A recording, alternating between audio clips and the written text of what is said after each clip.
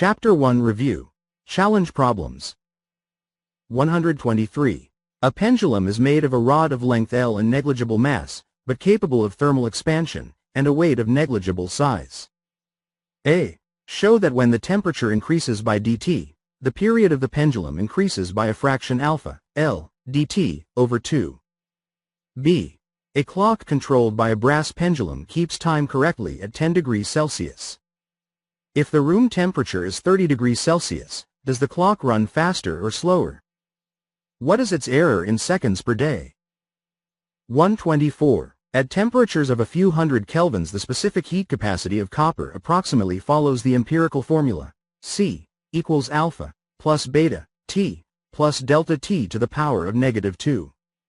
Where alpha equals 349 joules per kilogram, K, beta equals 0.107 joules per kilogram, K squared, and delta equals 4.58 multiplied by 10 to the power of 5 joules, kilogram, K.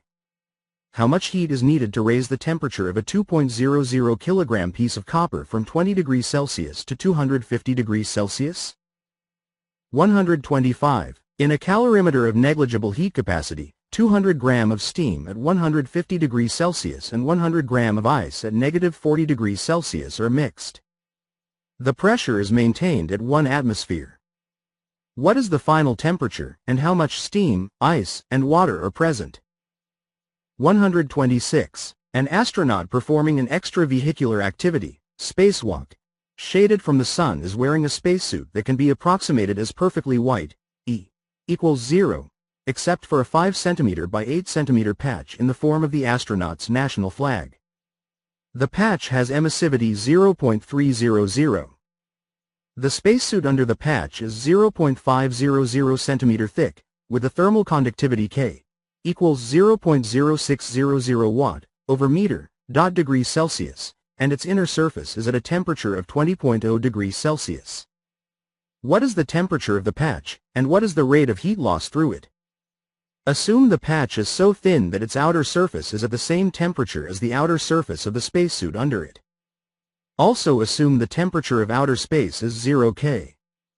You will get an equation that is very hard to solve in closed form, so you can solve it numerically with a graphing calculator, with software, or even by trial and error with a calculator. 127. The goal in this problem is to find the growth of an ice layer as a function of time. Call the thickness of the ice layer L. A. Derive an equation for dL over dt in terms of L, the temperature T above the ice, and the properties of ice, which you can leave in symbolic form instead of substituting the numbers. B. Solve this differential equation assuming that at T equals 0, you have L equals 0. If you have studied differential equations, you will know a technique for solving equations of this type. Manipulate the equation to get dL over dt multiplied by a very simple function of L on one side, and integrate both sides with respect to time. Alternatively, you may be able to use your knowledge of the derivatives of various functions to guess the solution, which has a simple dependence on T. C. Will the water eventually freeze to the bottom of the flask? 128. As the very first rudiment of climatology, estimate the temperature of Earth. Assume it is a perfect sphere and its temperature is uniform. Ignore the greenhouse effect. Thermal radiation from the sun has an intensity, the solar constant S, of about 1370 watt per meter squared at the radius of Earth's orbit. A. Assuming the sun's rays are parallel, what area must S be multiplied by to get the total radiation intercepted by Earth? It will be easiest to answer in terms of Earth's radius, r. B. Assume that Earth reflects about 30% of the solar energy it intercepts. In other words, Earth has an albedo with a value of A equals 0.3. In terms of S, A, and R, what is the rate at which Earth absorbs energy from the sun?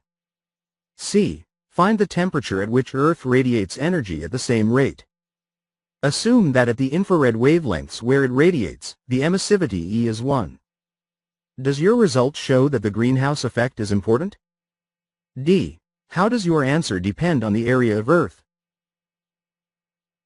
129. Let's stop ignoring the greenhouse effect and incorporate it into the previous problem in a very rough way.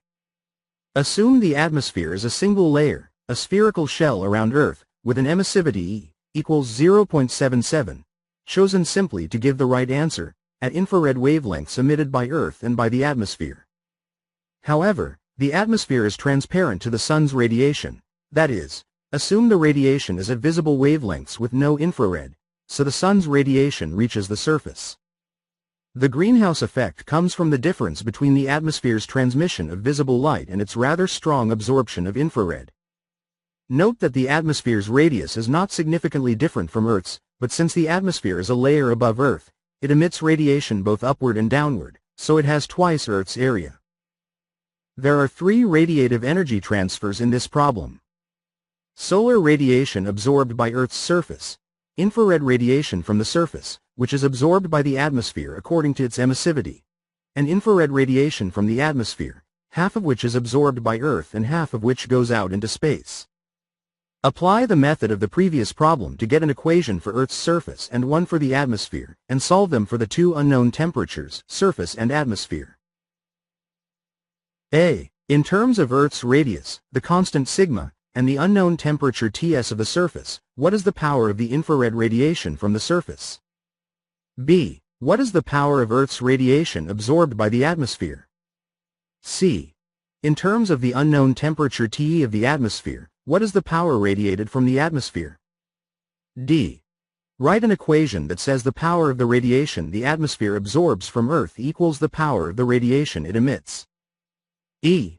Half of the power radiated by the atmosphere hits Earth. Write an equation that says that the power Earth absorbs from the atmosphere and the Sun equals the power that it emits. F. Solve your two equations for the unknown temperature of Earth. For steps that make this model less crude, see for example the lectures. https://openstaxcollege.org/l/21 Paul Gormlek by Paul O'Gorman